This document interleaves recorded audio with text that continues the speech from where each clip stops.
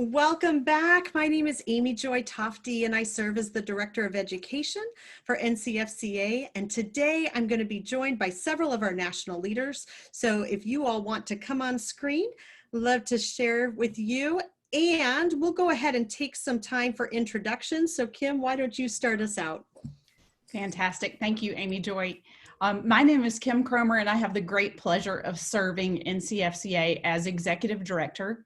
What that means to you all is that I kind of oversee operations and lead our national team that you guys have seen serving this week so well. So thank you again, ladies, for all that you've done this week to make the summit so helpful.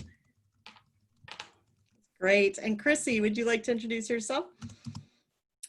Absolutely. My name is Chrissy Sweetman, and I serve as the Director of Forensics for NCFCA.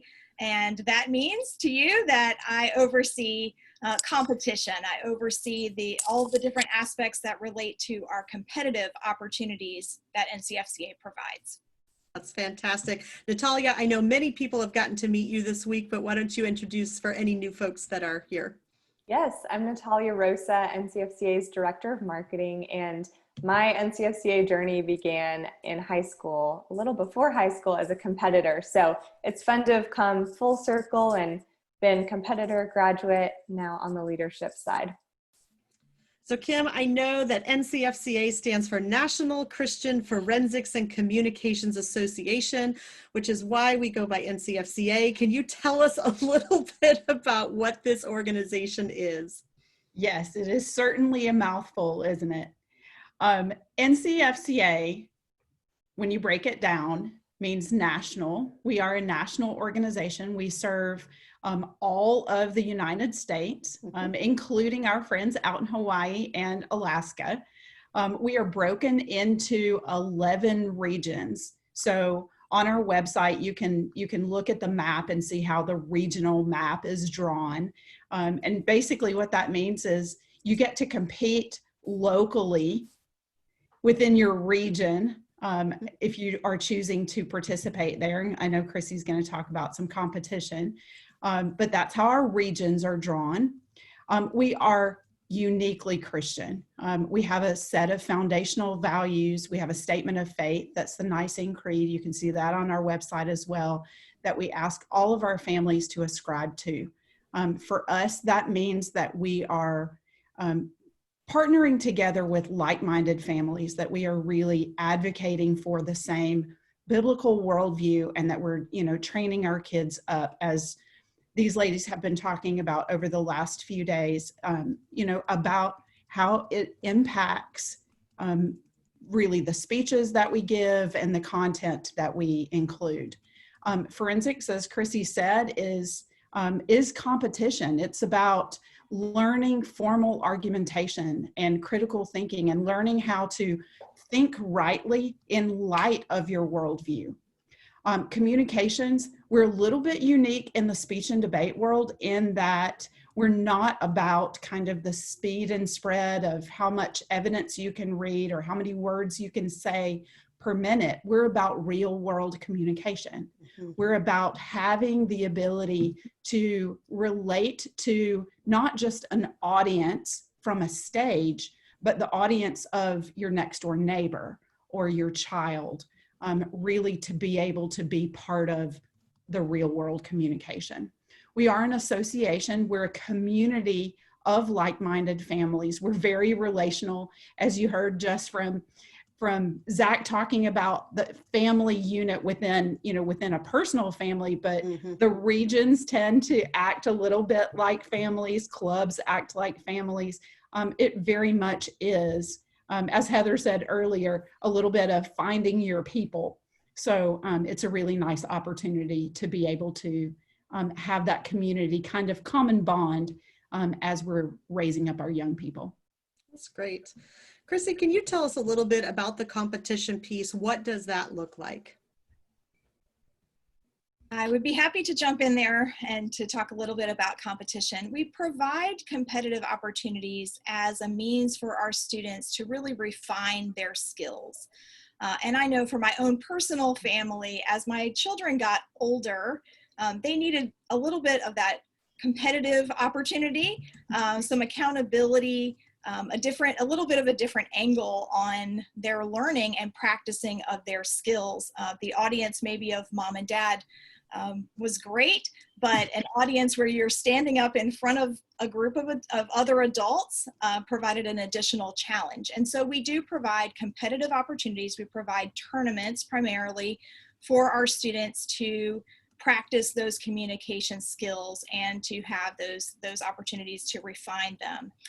We have volunteers involved in our competitive opportunities. Parents participate. We have NCFCA alumni who participate. We also invite members of the community to participate in giving feedback to our students. So all of our those different students will get feedback from all of those different angles.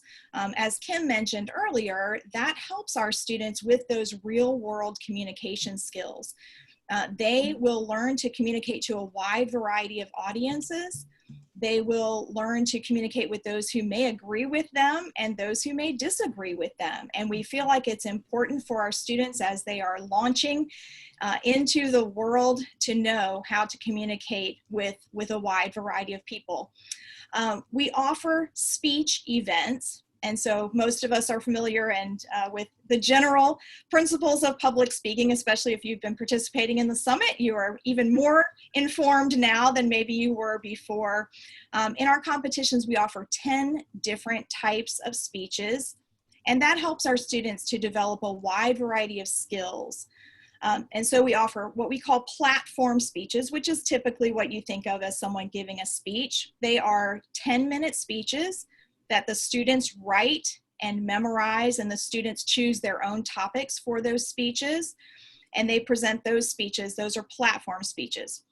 This season, we are offering in the platform realm, digital presentation, informative speaking, and persuasive speaking as our platform speeches. We also offer limited preparation speeches where the students are given a limited amount of time to prepare. They have a brief amount of time to prepare, and then it's a little more of speaking on the spot for them. That amount of time is limited as they prepare. That's a very real world communication skill. And so for that event, for those types of events, we offer apologetics, defending the Christian faith. We offer extemporaneous, which deals with typically with current events, and then impromptu speaking, where you're given a topic and you really are coming up with a speech and how to address that topic on the spot. The third type of speeches are interpretation speeches, where students, again, they prepare a 10-minute speech scripted from literature, and they are acting out those speeches in character. They're analyzing that literature, they're developing the characters, they're presenting that to the audience. And we have 4 different types of interpretation speeches this season. Those are biblical, thematic, duo, humorous, and open. And so those are our speech categories. Those provide our students with the opportunity to, again, present information in front of a group who will then provide feedback for them. In addition to speech, we also offer debate. And so there are 3 different types of debate that are offered through NCFCA. We offer team policy debate, where students are focusing on a resolution that is a topic for the season that deals with a policy. That's why that's policy debate. And those are 2-on-2 debates. So students work with a partner and they then debate with another team of 2. The team policy resolution for this season is resolved: the European Union should substantially reform its immigration policy. And I wanted to make sure I read that to get the wording exactly right, to make sure it's new for this season. We also offer Lincoln Douglas value debate, a different style of debate. That's one-on-one debate that deals with resolutions focused on a particular value.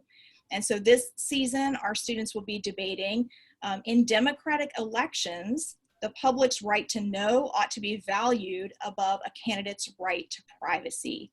And so our students will be debating about that topic for this season. And then finally, at national level events, we do offer an event that is for a little bit older competitors in the 15 to 18 range, and that's moot court, which is a simulated oral argument before an appellate court. So that takes some advanced skill. Those topics will be released later in the fall, but in plenty of time for our students to prepare for that type of competition. We don't expect our families to jump in necessarily with all of those events, but we do provide a wide variety in order for your students to have the opportunity to develop a wide variety of skills, perhaps to find an area of interest for them, or to find an area to stretch and to grow. And so throughout the time in NCFCA, our students have many opportunities to continue to grow and develop their communication skills. That's great. Thank you so much, Chrissy. And I hear that, and there are so many great opportunities for competition. So I'm thinking toward that parent who says, okay, I'm just getting started. What resources do you have that will help me to get my kids started in this activity? Natalia, could you just tell us a little bit about some of those resources? Yeah, so the best way to get started and get involved in NCFCA is through what we call affiliation. And in order to receive all these additional benefits that we're going to tell you about, we invite families, Christian schools, alumni, and coaches to affiliate with NCFCA. So I did see there's a question specifically asking, is that the discount that you've been talking about and showing in all the rotating slides? Yes, it is. And that discount, to reiterate, is for our pre-season affiliation pricing. And that allows you to save $50 off our regular season pricing of $150. So we do encourage you to join. That's going to end on Friday. Can I just clarify, is that per student or is that per family? That is for the family, our family affiliation cost. So you're paying with the discount, it's $100, and that allows you to participate and receive all the benefits for the year for your entire family. And I will just tell you, there are lots of benefits to that. So certainly competition, and certainly the educational resources. We also have discounts at various office stores. And I can, just that alone, if I can be so bold, covers the cost of my affiliation for my family. So it's a wonderful organization to be a part of. I do want to encourage you to get involved with that. So Natalia, I know then also we have some printed materials that families could use in their homes if they were just getting started. Tell me about those. We do. We've partnered with the Institute for Excellence in Writing. Some of you might be familiar with them, to publish a set of curricula. And so we have the NCFCA Comprehensive Guide to insert. There's a speech version, a policy debate version, and then a value debate version. And I want to make sure that you don't miss the special discount that's available for our summit attendees and NCFCA affiliates this week. If you want to place that order and receive free shipping, then you'll just use the code. I'm gonna make sure I give it to you correctly, ship-NCFCA20. I'll put that in the chat again, and we'll leave it on the rotating slides so you can make sure you get that. It's also in the emails that you're receiving in the morning and close of each day. But that's just one of the other great benefits that you can receive. If you are joining a club or wanting to start a club, or you're wanting to start out just as a family, that's a really great way to get started. The curriculum will walk you through step by step. And the good news is you've already received a taste of that curriculum in the summit, because large portions of our teaching have been drawn from the curriculum, and you're going to see that in the upcoming debate sessions as well. And I do want to just encourage those of you who are new to this activity. One of our earlier speakers, Andrew Pudawa, was a guest speaker, and he just talked about the importance of logic for students in this generation, because we don't want our kids just to be told what to think and told what to say. We want them to learn to develop the tools and the skills they need to be able to think well for themselves. So within the value debate curriculum, there is also a complete logic curriculum that goes along with that. So don't miss out on that. It's a fantastic resource. I think you'll really be blessed by that. there were several of our activities both this week and next week where the curriculum will walk you step by step through character development and through literature analysis. So it's a really, really rich program. I want to talk just for a moment for those of you who happen to be educating at home. This is a fantastic, fantastic opportunity for you to use this also not just as an extracurricular activity, but actually as part of your curriculum. So you are able to provide credit to your students for that. And if you need more information about that, you're welcome to contact me at amyjoytofty@ncfca.org and we can talk through that. So let's just talk about those resources a little bit, Natalia. Are those only geared towards high school students? Like what age do you feel like a student could actively participate in that curriculum? Yeah, that's a great question. So I'll talk about each of the different sets individually, but for speech, there really are resources for all age levels. There's a coach version that has activities, and you could facilitate those activities in a club or just with your family. I know a lot of people have found that helpful. You don't have to come up with games and drills. We've had questions in the Q&A about what do I do to really help coach my students? All of those tips are already compiled and outlined for you in the speech curriculum. And you as the parent and the coach can tailor that to the age of your student. So you'll find that there are principles for beginning students and then principles for advanced students in everything that we've published. I'm sure we're going to get to this more in our upcoming days that relate to debate, but policy debate tends to be a really great starting point for the younger student. And Chrissy Sweetman is the author of the policy and value debate curriculum. She's also going to be teaching a lot of our sessions in the next 2 days related to both styles of debate. So she'll give you a little more direction as to why you want to start with policy, who would be a good fit for value debate. But Amy Joy, like you said, there are so many great principles, yes, relating to competitive speech and competitive debate, but also to concepts like logic and just general communication skills. So I have seen there are questions coming in the Q&A right now about even if my child isn't particularly competitive or isn't going to attend lots of tournaments, and the answer is yes. We're all about the growth journey and that process. And so the curriculum is especially a great place to start. And I think you've heard from all the speakers this week, you'll continue to hear students begin in different places. Some are really competitive, some are really introverted. I can tell you, I was the introverted student who wrote notes on a little note card whenever I was going to call someone or leave them a voicemail. So that was who I was beginning. I thrived in competition. I didn't always enjoy every part because sometimes it's uncomfortable, and I think it's okay to acknowledge that, but I wouldn't trade any of the time that I invested into speech and debate and growing communication skills for any other activity in my high school years. So I would encourage you to get started. That's great. Kim, one of our viewers has a question. I'm going to direct this to you. What would you say that speech and debate, or would you say that speech and debate goes well with a classical pedagogy? I think that's a great question. And I know a couple of us on the screen were classical or are classical educators. Yes. I think it's a hand in glove fit. It really is the opportunity to provide really a chance for the kids to really practice the rhetoric, to really apply what they've learned in the grammar and the dialectic stages, and to learn to own it, not just to parrot, but to really synthesize argumentation. You really can tell, you know, when kids have been doing this for a while, when they're really beginning to build those skills of not just the memorization and the parroting, but rather the application of that rhetoric.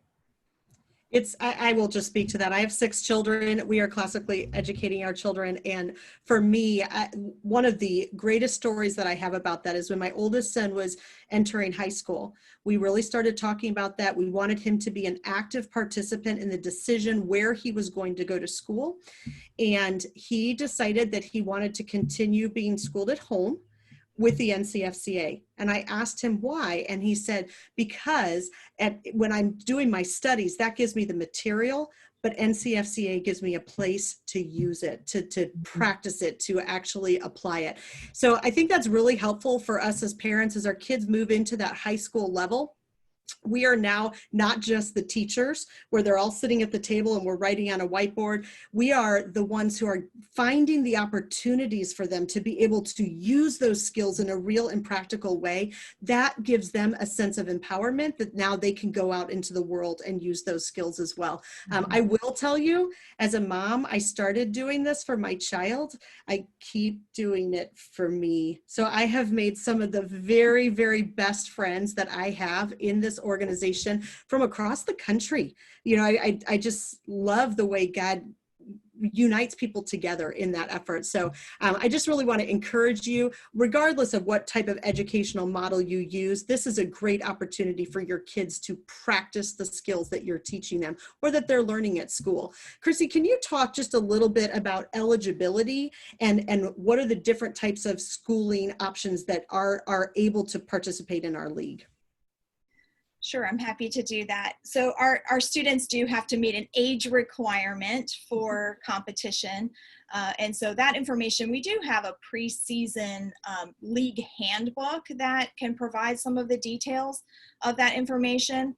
So we do have age limitations for our students. Also agreement with our foundational beliefs. And the students cannot be continuing to take high school courses. So they will have, these are students who are still within that age range and who have not completed high school in order to compete in the league. Very good. Okay. So Kim, I would love to hear, we've talked a lot about the national competitions and the tournaments that are available.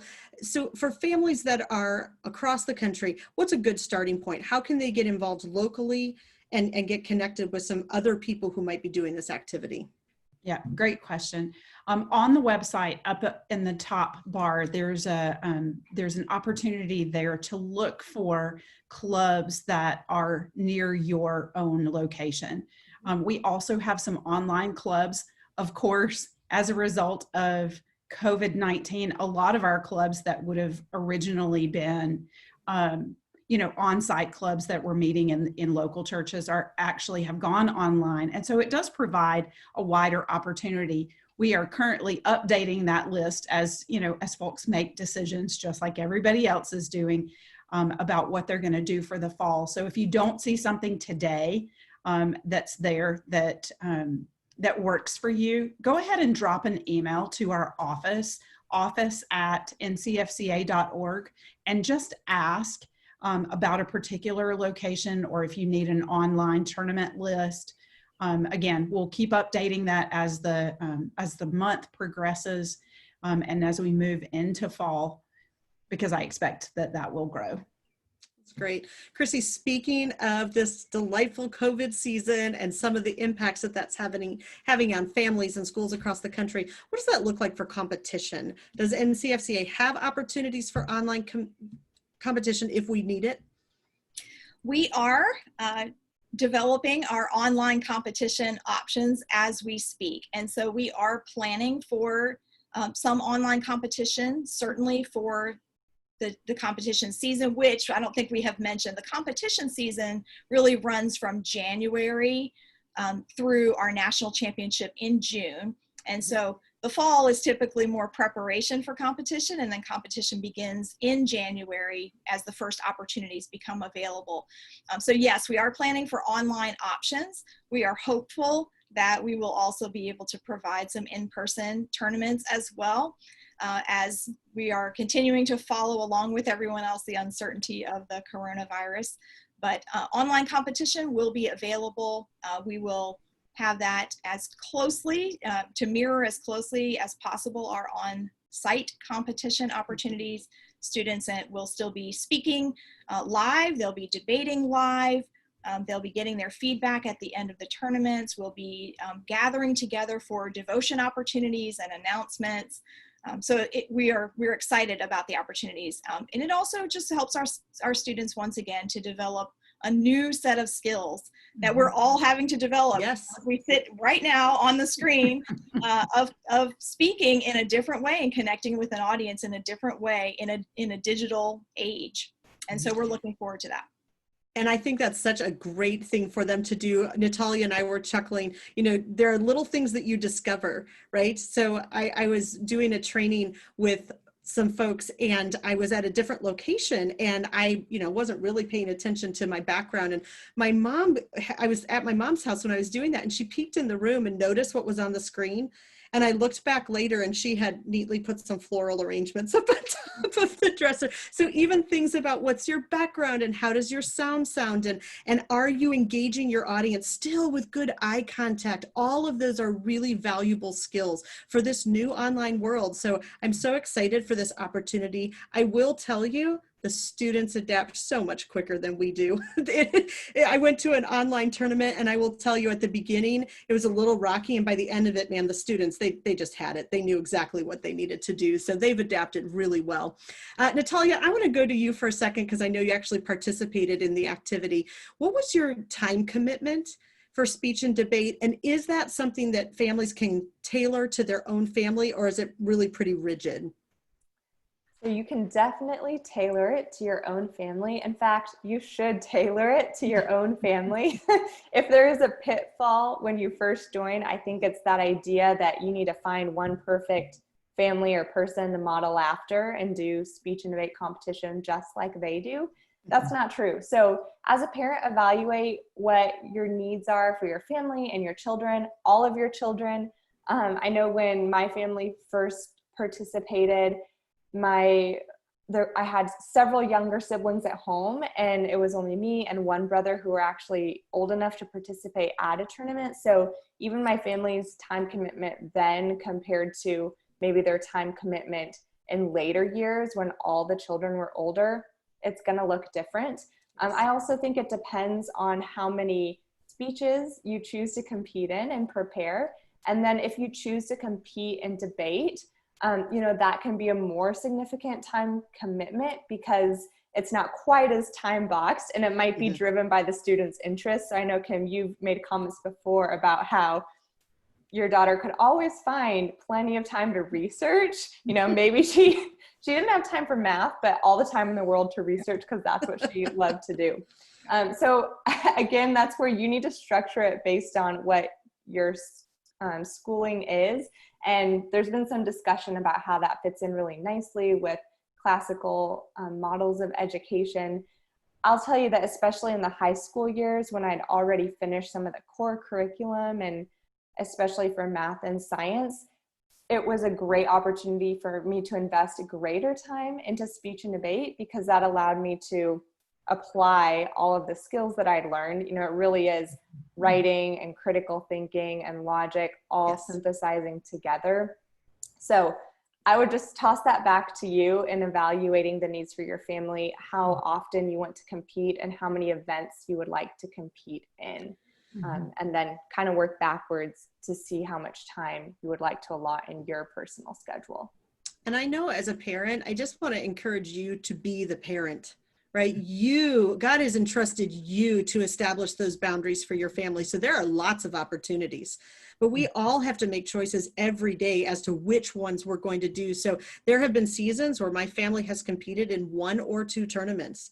And there are other seasons where we have competed in 7 or 8 tournaments. So, you know, life goes through lots of different seasons. Your children's ages and stages go through lots of different seasons. So you have great flexibility. Chrissy, I want to talk just a little bit about the regional and national model. Can you explain a little bit how those the tournaments feed into each other and how they're related?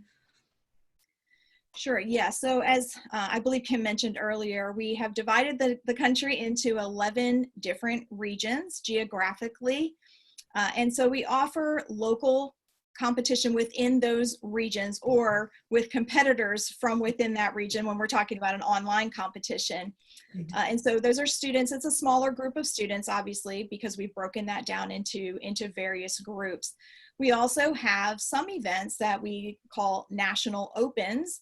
that are open to anyone from across the country. And so we can then have competitors from all the different regions combined together to provide competition that's just different, a different group of people. Those particular events, we also offer some qualification to a next level of competition, to the national championship. Regional competition offers qualification to a regional championship, which then feeds into a national championship. Mm-hmm. And so there is a qualification system connected to competition. Of course, I think, Natalia, you said it well earlier, that our primary goal is development of skills and growth in our students. The competition and the qualification is just a driving force, especially for some of our students. But what we're most concerned about is the development of their skills and improvement for the students. But it's exciting also to see some of those students recognized for a particular level of achievement and to have that pinnacle of competition with a national championship. So are there a minimum number of events that you have to attend to be a part of NCFCA? Absolutely not. You can, of course, affiliate with NCFCA and take advantage of some of the resources and that are available. We would encourage our families to compete. It really is, until you've done it, it's a little bit hard to understand all of the benefits there. But again, regardless of your child's personality, regardless of their skills, I had 3 of my children compete, all different personalities, all different skills, all different interests. They all benefited from actual competition. But there is no minimum number of competitions that you need to participate in. If you choose to participate in one, your family will benefit from that one competition. If one event at one competition is growth, if that's not something that you've ever done before. And that's something to be very proud of, something that most adults are not courageous enough to take on. So we encourage our families to do as much as they're comfortable with, as much as time will allow, and what meets the needs of their families. But in terms of rules and qualification, there's no requirement in terms of how much you have to compete. And can you just clarify, Chrissy, is there a fee for the tournaments? Is that separate from the affiliation fee? What does that look like for families? There is, yes. So the affiliation fee, of course, is affiliating with NCFCA and, again, becoming part of the organization and having access to many of the resources and opportunities that are provided. And then each family chooses how many competitions to participate in. And so there are registration fees then associated with each particular tournament. That's great. Kim, talk to me a little bit about that big family. You got 6 children, they're all different ages. What does that look like to go to a tournament with a big family? It looks busy. Going to a tournament in person means that, you may have your older kids who are actually participating, they're competing, they're involved, in the speeches and the debates. You may have your junior students. Natalia referred to the junior program. There are activities for them during the senior competition. So while your older kids are competing, there's some activities that the junior students can participate with, as well as some lower level competitive opportunities for those junior students. If you have kids that are with you that are even younger than that, sometimes even babes in arms, yes. It's just what we do. Yes. The tournament structure is flexible enough that whether you're volunteering as a judge, because all of our parents participate, this is not a drop-off program where you send your kid to the tournament. It really requires parental participation, but we have some flexibility in that. So if you've got your baby with you, obviously you're probably not going to go sit and judge an hour and a half long debate, but there are opportunities that you can serve. So lots of flexibility. Again, a very parent-centered, family-centered opportunity for really for growth in all kinds of ways. I just echo what you said earlier, Amy Joy, about it being for you as well as Truly. being for your kids. I know all of us on screen agree that, you know, you kind of started for your kids, but maybe you do very much continue for yourself. I know I'm still, even with all my girls graduated and off into the real world, you know, this is still home. This is where I'm still growing, just through experiencing speech and debate. You know, our young people are so impactful with the way that they share their vulnerability, their, you know, their bravery. They're all meeting their own challenge, and they're going to be equipped to go and do whatever it is that the Lord calls them to do. So true. The very first tournament, I was invited for 3 years in a row to go to an NCFCA tournament. And I had all these little kids, and I came up with every reason why I couldn't do that. I want to encourage you, go to a tournament until you see this thing in action. It's really hard to understand how beautiful it is to watch all of the moving pieces come together.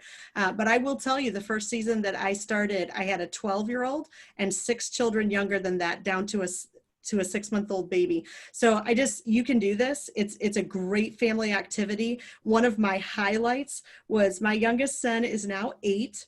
And when he was 4 years old, we had all the kids write out Christmas lists of what they might want for Christmas. And he wrote a suit. He wanted a suit so he could look like his brothers and sisters who were going to NCFCA tournaments. And I will tell you, he wore that suit proudly to every tournament. So you can start with really young ones. And the beautiful part is they never develop the fear of public speaking, because they've just been brought up in it. And so they are very, very good communicators. They've learned so much. Natalia, going back to you, I would just love to hear how this built family relationship in your home. So we talk about this being a family activity. We talk about parent involvement. What did that do for the relationships in your home? Yeah, that's a great question. Well, one opportunity, and this might answer a question in the box right now about, are fathers present, or is this just mothers who are at tournaments? I know this was actually an area where my dad really got involved in homeschooling, because my family was homeschooling at that time. And he wasn't really involved in other elements of teaching the curriculum, but for competition, it was something he could get really excited about. So in that season where there were a lot of younger kids and then there were a couple of older ones, he was actually the one who had some flexibility to take us to tournaments and to judge and to build relationship that way. So I think this can be really tailored to each family where you're at, the flexibility that you have in your roles in parenting. But for sure, it built relationships in my family. The other thing I'll add in is there's some really unique opportunities in sibling relationships too. Yes. Whether that be, you know, conflict resolution of having to work with your sibling as your debate partners. Yes. And then also strengthening relationships and realizing, hey, we can overcome hard things and scary things together. I think that's one of the most beautiful things about the competitive element of the experience. You know, I think some families, when they hear about competition, their first response is, yeah, my kid isn't really going to care about that, and so I won't push them. My encouragement would be, it's the competitive experience kind of putting everything in a pressure cooker that actually allows you to work through some character development alongside your students. And so you learn all about topics like, why is it important to read the rules? You know, what happens when you choose to get feedback ahead of time, or you choose to just go on your own and wing it? Lessons about procrastination. If you wait to write your speech until the last minute, what kind of extra stress does that bring into your life? Communication, not just to an audience, but between debate partners. If you have different opinions about how to approach an argument, how do you settle that kind of opposing viewpoint in the middle of the round under pressure when you only have a couple of seconds and you have to get up and present next? So I think do the competition, you know, even just for the character development, because there will be scenarios that come up in competition that you just cannot simulate anywhere else in life. And that in and of itself is going to bring your family together or provide an opportunity for your family to grow together. I have loved too, oftentimes the speeches that our students choose. So whether it's interps or whether it's platforms, a lot of times it's the issues that they're working through in their own minds and in their own hearts. And so that provides such a rich environment for conversations to be had about those things. So as parents, we have the privilege of continuing to kind of form that wet cement and help them to really solidify their biblical worldview in this season where it's just a really formational time period in their lives. So I'm so thankful for that opportunity with my own students. Chrissy, could you tell us a little bit about the juniors program? And if somebody is wanting to find a club that has juniors, how could they do that? Finding more information about clubs that offer junior programs, you would find that the same way. Go to the NCFCA website and follow the steps to find a club, and then just inquire. Contact the person that's there listed to find out more information about juniors. We have not completely decided all of the aspects of juniors in relation to this new season that we're working through. In our traditional competition on site, we provide some activities for the juniors throughout the tournament, especially those that are in probably the 6 to 11-year-old range, where they can be engaged in the competition. They have their own little ballots that they can fill out and do an evaluation of the speakers, or we involve them in service opportunities of helping to clean up. We involve them with one another in some structured games, or having them to go and ask questions of other people, doing little interviews, and they're filling out a card and they get prizes. And so we really try to keep them engaged in the tournament, and also help them, of course, along with that, to, as they're having fun, to learn some skills along the way. We also, at most of our on-site tournaments, provide a junior competition that is certainly very laid back. It's all about encouragement. It's all about, again, just cheering them on, helping them to grow in their skills. But they, as Amy Joy said, they really do like to mimic their older siblings. And one of the things, I think, going back to the question that Natalia had in terms of family relationships, that's such a great way for older siblings to invest in the younger ones, or for older students. That's a benefit that we have of our older competitors really do take those younger ones under their wing and provide feedback for them. Or even with siblings, there's the sibling maybe conflict resolution sometimes, but I know in my family, the siblings became each other's greatest cheerleaders as well. No one was more excited for someone to reach a new skill level than their own siblings. So there really is a lot of investment with our older students, but also with the younger ones that are coming alongside. That's great. Kim, can you talk a little bit about just our competition model? Are the ages divided? So do we have a junior high? Do we have an early high school? Or are they all competing against each other? And just share a little bit of the heart behind that. Sure, absolutely. The kids who are eligible for what I referred to earlier as senior competition, the 12 to 18-year-olds do all compete together. And really the goal there is that they are all learning together. Just because a young person is 12 doesn't mean that they're not going to be able to refine those skills that they're trying to learn, in the same way that you may have a brand new 17-year-old, who is still at that, just getting started stage. I know Zach, Natalia's husband, just referred to that earlier. He was 17 when he started. Now, of course, when you're 17, you have a little more life experience, and a little more ability to, to think developmentally a little differently.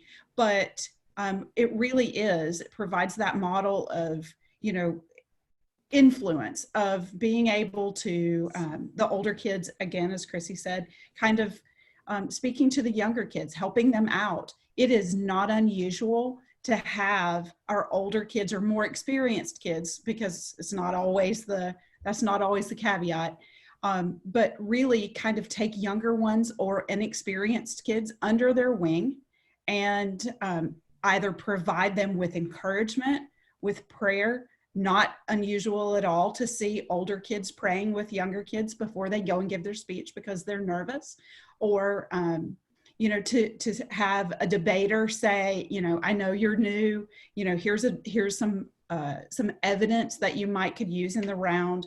They just support one another, so it really provides a great opportunity to form that relationship. For families that are just getting started, Natalia, and they're going to be doing this at home, they don't have a local club. When they go and they look at that curriculum, what would be the best option for them? Do they just get the competitor guide? Is it helpful to have the set? What would you recommend? Yeah, if you're doing it at home, I would encourage you to purchase the coach version for the curriculum. That's really going to give you as the parent everything that you need to know, instructions for how to facilitate some activities, if that's just with your kids or if you have some other kids join you in your home, some other families. So I would definitely recommend the coach version. You're going to receive the handouts and also samples of what the completed handouts and presentations should look like. So you'll kind of have everything you need to facilitate and to walk your students through the process.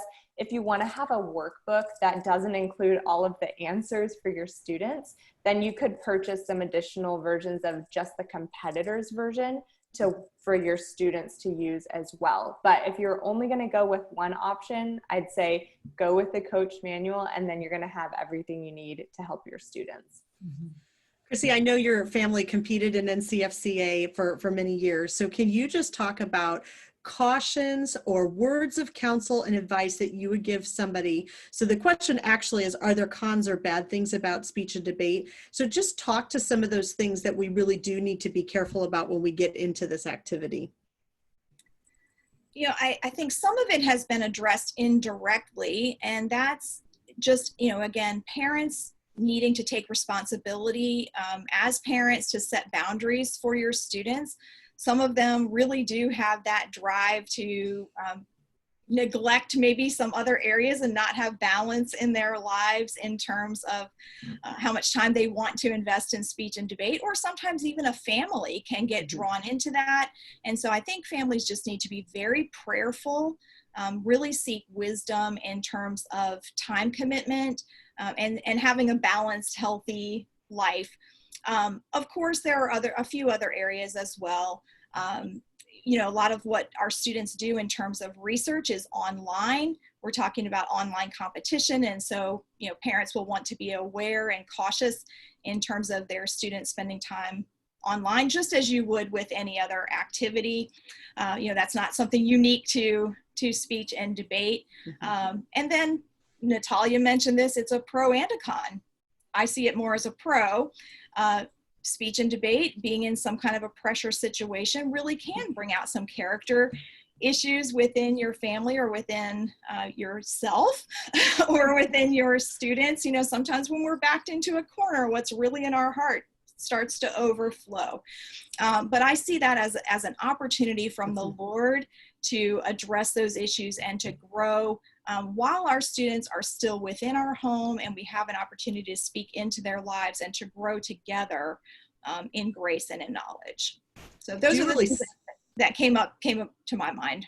That's great, Chrissy. And I really do see that as an advantage. I think about our students as they're getting launched into college, and just being able to pack a suitcase and know what to take with you. And there are so many soft skills that are learned in this activity where you're not going to find that in the curriculum, but I do see how it grows them and it develops them. It helps them to learn how to interact with people from all different walks of life, all different persuasions and political backgrounds and even religious backgrounds. So it's a great activity to grow our students. Kim, I'm going to tee this one off to you. Where will the 2021 National Championship be located? We actually have not announced that yet. Just we won't give you a hint just yet, but we will let you know that it is very shortly forthcoming. So excited watch about it. the website and your Yep. emails. That'll be coming out soon. I Yep. was hoping she was going to give you a sneak preview. Okay, so if you have any last minute questions, I do want you to feel free to type those in the answer box or the question and answer box. But Natalia, I would love to just end with a perspective from you. You were a competitor in this league. If you were to look back at your experiences, what were some of the most impactful things for you? What were the things that really challenged you and that you're now using today in your life? Yeah, well, the first, and I've given you a little glimpse of where I started, Mhm. is that this activity really did instill in me the confidence and also the process. So to find my own voice, to come to understand who has God made me to be, how has He uniquely equipped me, and what's my calling now to bless other people with those traits. So I was the student who had to be signed up to participate. I definitely wasn't asking to be a part of this activity. I considered myself an introvert. I would rather listen than be the one up on stage talking. But what I discovered in this activity is that I do believe God has given all of us a message to share, and He has put us all in some sphere of influence. So if we are going to be in that sphere of influence and we are called to share a message, we should be equipped to the best of our ability to communicate truth with wisdom, with grace, with confidence. So that's my story, you know, to be able to go from the 14-year-old who was making phone calls with notes to now in my life, some of the ways that I see this applied practically, you know, one being here, obviously pouring back again, but even in volunteer opportunities and really stressful situations. So I help to do some advocacy in court for children who are in abuse and neglect situations. And I constantly refer back to similar emotions or feelings or tensions that come up in tournaments and think, oh yeah, I've lived through this before. You know, what do you do when someone has a different viewpoint? How do you listen well? How do you ask questions? How do you remain poised under pressure? How do you present yourself with professionalism and decorum when that's something that's called for in a situation? How do you adapt when a curveball comes up and maybe you don't have all of the information and you even just need the confidence to say, hey, I don't know the answer to that right now, but I will get back to you on that. I think those are all life lessons, regardless of where your starting point is. You know, that's my story. Everybody's story is a little bit different, but that's why we're all about helping you to meet your challenge so that you can be best equipped to communicate and really reflect the love of God in your world, wherever that might be, whatever profession that might be, whatever context and relationships that might be. That's great. Well, Natalia, we have a fantastic giveaway. So we are giving away a free, I don't know what to call it. Our free bundle recording for the speech intensive. So Natalia, would you like to tell us who has won that fantastic giveaway? Yes, I would. And the winner of this giveaway is Patty S. Patty S. So if you can send us an email at summittech@ncfca.org, we'll make sure that you receive your recording bundle. That's going to be a recording of this upcoming intensive. And so you'll have something to refer back on, even if you're participating in the live event already or your student is. I'm really excited. There will even be recordings of the coaching activities. So I think that's going to be a tremendous resource for parents to know how to model some of that coaching as well. But to tie up, I know there are still people asking a little bit desperately, I can't find exactly what I need for the curriculum, or I don't know if the code is working. We're available to help you even after this. And so just send us an email at office@ncfca.org or call the office phone number, and I'll put that in the chat for you. And know that we're not disappearing after this live Q&A session. We will walk you through this. Start out with affiliation. If you're still confused about how to join a club, contact the office. We're going to get you started. So don't feel worried if after today you still have questions, because we're going to walk alongside you. That's great. Kim, would you like to close us out? I would love to just encourage you guys to get involved. Get involved at the level that you really feel like suits your family. As Amy Joy said, be prayerful about that, and really just prioritize this for your kids to the way that it fits your family, because it's so important. You know, our circumstances today in our world certainly have brought us to a stark realization that effective communication is not just something that comes naturally to everybody. It really is a skill that needs to be learned. It can be intentionally taught. You guys are already experiencing that this week. We're going to continue that for the balance of this week and then continue on in our next steps for the intensive next week. But it really is a journey, and it's your journey. And the value that your family will get from this is really, it's almost not even articulate to be able to say, you know, like what you're gonna gain from it.